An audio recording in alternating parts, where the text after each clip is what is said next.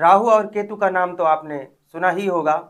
जी हाँ, आज हम बात करने वाले हैं राहु और केतु द्वारा बनने वाले कुछ राजयोगों की, जो यदि आपकी जन्मपत्रिका में है तो आपको फर्श से अर्श पर पहुंचते हुए देर नहीं लगेगी।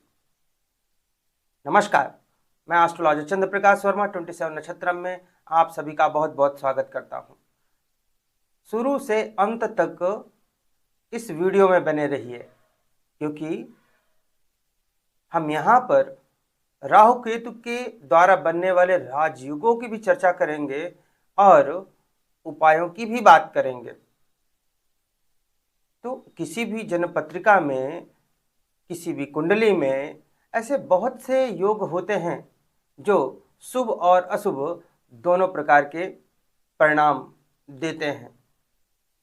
कुंडली में शुभ योग यदि बन रहा है तो व्यक्ति के जीवन में सुख समृद्धि होगी, स्वास्थ्य अच्छा रहेगा, करियर में बढ़ोतरी होगी, बिजनेस भी बहुत अच्छा चलेगा। लेकिन यदि किसी जन्म पत्रिका में अशुभ योग बन रहे हैं किसी भी ग्रह के द्वारा, तो वह व्यक्ति को विपरीत फल देते हैं, विपरीत परिणाम देते हैं, जीवन कठिनाइयों में बीतता है। अशुभ योगों के कारण व्यक्ति के जीवन में लगभग प्रत्येक क्षेत्र में परेशानी का अनुभव होता है और उसको समझ में नहीं आता कि ऐसा क्यों हो रहा है। परंतु कई बार व्यक्ति की कुंडली में कुछ ऐसे योग भी बनते हैं जिनकी वजह से व्यक्ति धनवान बनता है। ऐसे योग राजयोग कहलाते हैं, क्योंकि राजा के समान ये लोग जीवन जीते हैं। कहने का तात्पर्य है कि ऐसे व्यक्ति जिनकी जन्मपत्रिका में राजयोग बनते हैं वे काफ़ी सुखी और समृद्ध होते हैं। उनकी जीवन शैली में आप परिवर्तन देख सकते हैं। तो उसी क्रम में आज हम राहु केतु के राजयोग की बात करेंगे। राहु और केतु का राजयोग। सदैव हम राहु और केतु के बारे में अशुभ सुनते चले आए हैं कि यह बहुत ही तंग करते हैं, बहुत ही परेशानी में डालते हैं। परंतु आज हम इनसे बनने वाले राजयोगों की बात करेंगे। अब आप सोच रहे होंगे कि राहु और केतु मिलकर कैसे राजयोग बनाएंगे। वही तो आज का विषय है, वही आज का टॉपिक है। तो आपको बताना चाहूंगा कि राहु और केतु पाप ग्रह माने जाते हैं। ज्योतिष के अनुसार राहु और केतु जिस भी व्यक्ति की जन्मपत्रिका में अशुभ स्थिति में है, तो आप उस व्यक्ति से पूछिए उसके जीवन में क्या हो रहा है। उसका जीवन अत्यंत कठिन दौर से गुजरता है, विशेषकर जब राहु और केतु की दशांतर दशा चल रही हो। परंतु यदि राहु और केतु शुभ स्थिति में बैठे हुए हैं तो जब इनकी दशा अंतर दशा आएगी विशेषकर से, तब बहुत ही लाभदायक परिणाम आपको देखने को मिलेंगे।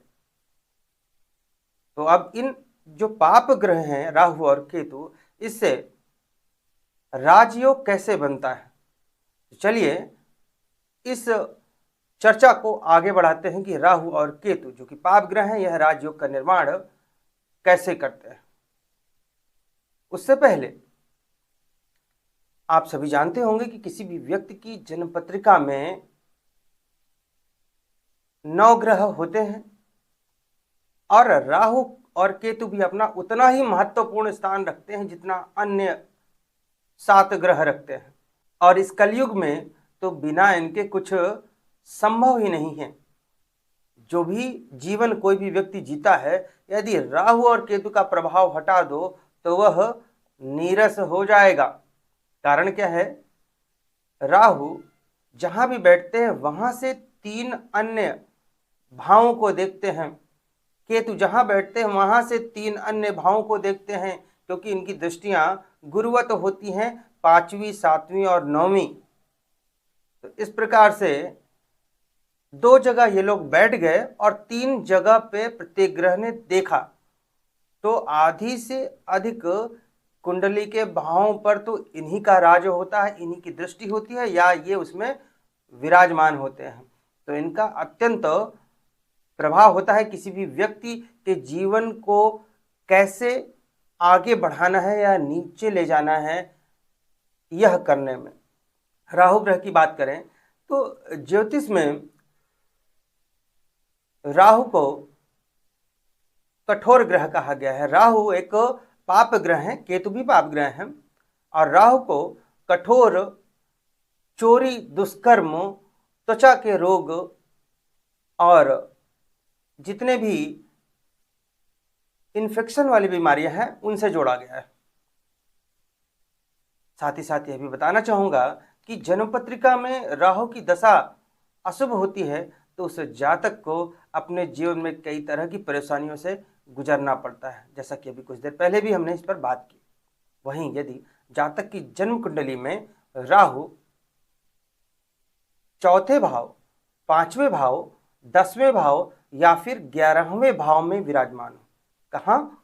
राहु जन्म पत्रिका में चौथे, पांचवें, 10वें या 11वें भाव में विराजमान हो तो इन स्थानों पर बैठने के बाद राहु की दशा शुभ होती है। आपको यह भी देखना है कि जिन भावों में ये बैठे हुए हैं उनके स्वामी की स्थिति कैसी है। जिस भी भाव में बैठे होंगे वहां पर कोई ना कोई राशि होगी, उस राशि का स्वामी ग्रह ही उस भाव का स्वामी कहलाएगा। तो जहां भी भले ही चौथे, पांचवें, 10वें और 11वें भाव में राहु बैठे हों, आपको यह भी देखना है कि ये राहु जहां बैठे हैं उन राशि के, उन भाव के स्वामी की स्थिति कैसी है। यदि वह भी अच्छी है तो इनकी दशा अंतर्दशा बहुत अच्छी जाएगी और जातक को शुभ परिणाम मिलने प्रारंभ हो जाएंगे। अब हम केतु की बात करते हैं तो केतु ग्रह पराक्रम का ग्रह है, पराक्रम का प्रतीक माना जाता है, परंतु जब यह ग्रह व्यक्ति को अशुभ फल देता है अपनी स्थिति के अनुसार, यह यदि व्यक्ति को अशुभ फल देना शुरू कर दे तो व्यक्ति का जीवन बहुत कष्टकारी हो जाता है और इसमें वह व्यक्ति ही नहीं, उसकी संतान को भी परेशानियों का सामना करना पड़ता है। जब भी किसी व्यक्ति की जन्म पत्रिका में एकादश भाव में केतु हो तो ऐसा व्यक्ति को शुभ परिणाम प्राप्त होते हैं। द्वादश भाव में केतु है तो जातक उच्च पद पर जा सकता है और द्वादश भाव में केतु को तो द्वादश भाव में शुक्र के सदृश ही माना जाता है, वैभव देने वाला, हर प्रकार की सुख सुविधाएं देने वाला माना जाता है। और द्वादश भाव में केतु है तो ऐसा व्यक्ति काफी उच्च पद पर भी जा सकता है। साथ ही द्वादश भाव में बैठकर छठवें भाव पर केतु अपनी सप्तम दृष्टि भी डालते हैं और छठवां भाव है शत्रु का, तो द्वादश भाव में केतु है तो ऐसे व्यक्ति अपने शत्रुओं पर भी विजय प्राप्त करते हैं। तो बात करेंगे कि किसी भी व्यक्ति की जन्म पत्रिका में राहु और केतु से राजयोग कैसे बनेंगे, और राजयोग बनेंगे तो बहुत ही शुभ परिणाम मिलेंगे जिसकी आप कल्पना भी नहीं कर सकते। अब बात करते हैं हम पहले राजयोग की जो राहु और केतु द्वारा बन रहा हो। तो यदि किसी जन्म पत्रिका में राहु या केतु केंद्र में त्रिकोण के स्वामी के साथ विराजमान हो तो यह राहु केतु द्वारा बनने वाला बहुत ही बढ़िया राजयोग होता है। अब आप बोलेंगे कि केंद्र क्या है, त्रिकोण क्या है? किसी भी जन्म पत्रिका में प्रथम, चतुर्थ, सप्तम और दसम भाव केंद्र कहलाते हैं, प्रथम, पंचम और नवम भाव त्रिकोण कहलाते हैं। तो किसी भी जन्म पत्रिका में यदि राहु या केतु केंद्र में त्रिकोण के किसी स्वामी के साथ बैठे हों तो यह एक राजयोग बनता है, अत्यंत शुभकारी होता है। वहीं पर यदि राहु या केतु केंद्र या त्रिकोण के स्वामी के साथ एकादश भाव में भी विराजमान हो जाएं तो यह संबंध भी राजयोग ही कहलाता है। पुनः कहना चाहूंगा, राहु या केतु एकादश भाव में विराजमान हो केंद्र के स्वामी के साथ या फिर त्रिकोण के स्वामी के साथ, तो इस प्रकार दो राजयोग हो गए। अब हम तीसरे राजयोग की बात करते हैं कि जब राहु या केतु केंद्र या त्रिकोण में ना हो बल्कि अन्य किसी स्थान पर विराजमान हो, साथ में केंद्र और त्रिकोण दोनों के स्वामियों के साथ बैठे हुए हों या उनसे संबंध बना रहे हों, दृष्टि संबंध। परंतु फिर कहना चाहूंगा कि यदि केंद्र या त्रिकोण के अलावा राहु और केतु कहीं अन्य स्थान पर हो, किसी अन्य स्थान पर विराजमान हो, साथ में केंद्र या त्रिकोण, क्षमा करें, केंद्र और त्रिकोण दोनों के स्वामी विशेषकर बैठे हों राहु या केतु के साथ, तब यह बहुत बढ़िया राजयोग बनता है। दृष्टि संबंध है तो भी राजयोग बनेगा, लेकिन उसमें उतना बल नहीं होगा। तो इस प्रकार से आज हमने राहु और केतु के संबंध में देखा कि राहु और केतु किस प्रकार से राजयोग का निर्माण करते हैं। ऐसा व्यक्ति बहुत समृद्धशाली होगा। राहु और केतु जो राजयोग बना रहे हैं उसके फल क्या होंगे, तो बताना चाहूंगा कि ऐसा व्यक्ति, राजयोग नाम से ही पता चल रहा है राजा के तुल्य। आजकल राजा तो नहीं होते, लेकिन उन्हीं की तरह जीवन यापन कर सकता है, समृद्धशाली हो सकता है। वह व्यक्ति अपने जीवन में काफी सुख, समृद्धि, संपत्ति आदि प्राप्त करता है।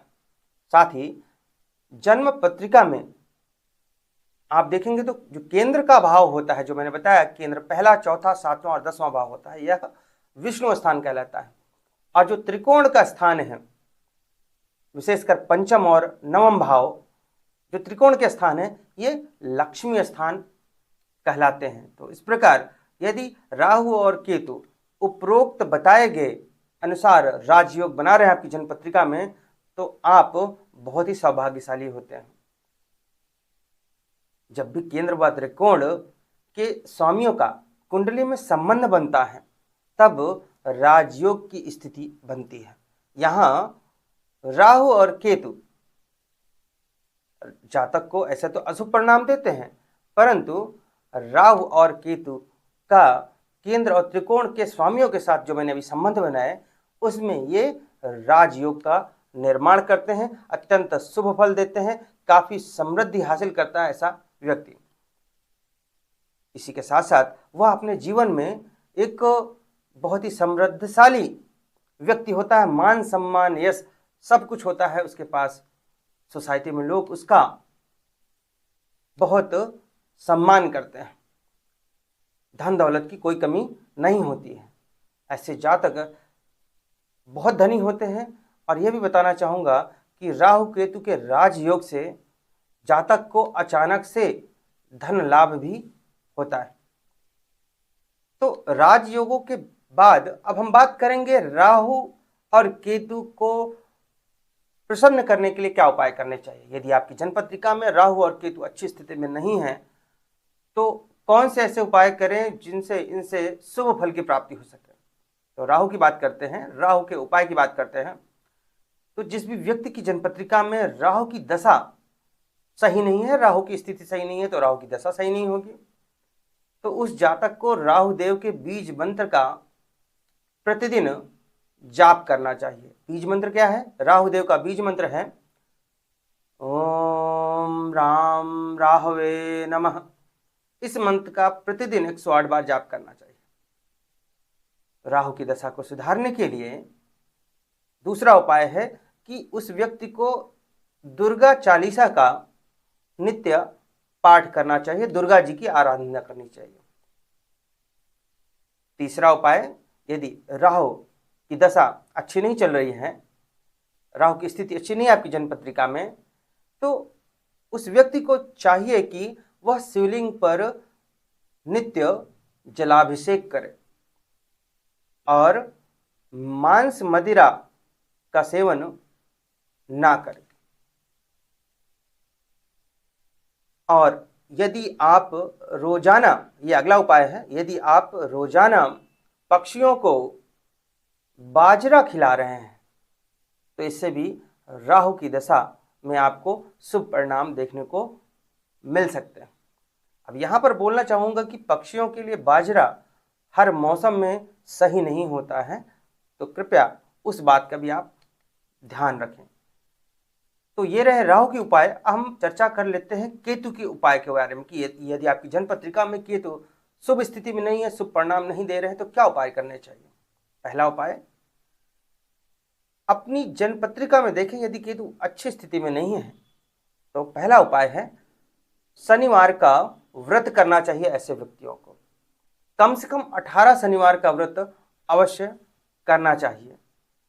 तो इससे आपको केतु से संबंधित शुभ परिणाम देखने को मिलेंगे।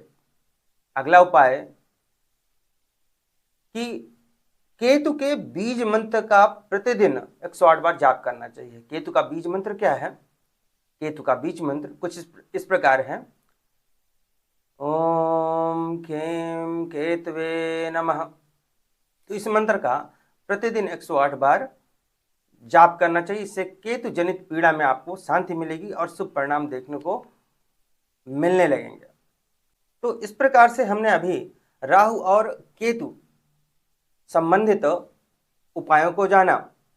यदि आप राहु की पीड़ा से परेशान हैं, राहु आपको अशुभ फल दे रहे हैं, तो एक अन्य उपाय भी आप कर सकते हैं कि शनिवार के दिन पीपल के वृक्ष के नीचे घी का दीपक जलाया करें। इससे भी आपको अत्यंत लाभप्रद परिणाम प्राप्त होंगे।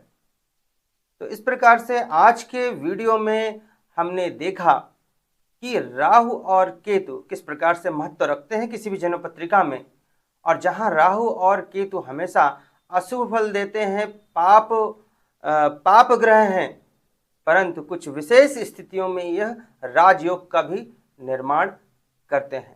कई अन्य राजयोग भी हैं इनसे बनने वाले, लेकिन आज हमने यहाँ पर राहु केतु से बनने वाले 3 ही राजयोगों की चर्चा की है। आशा करता हूँ कि यह वीडियो आपको पसंद आया होगा। हमारे चैनल को सब्सक्राइब अवश्य करें ताकि इसी प्रकार के ज्योतिष संबंधित महत्वपूर्ण वीडियोस समय पर आप तक पहुंच सके। तो आज के लिए बस इतना ही। नमस्कार।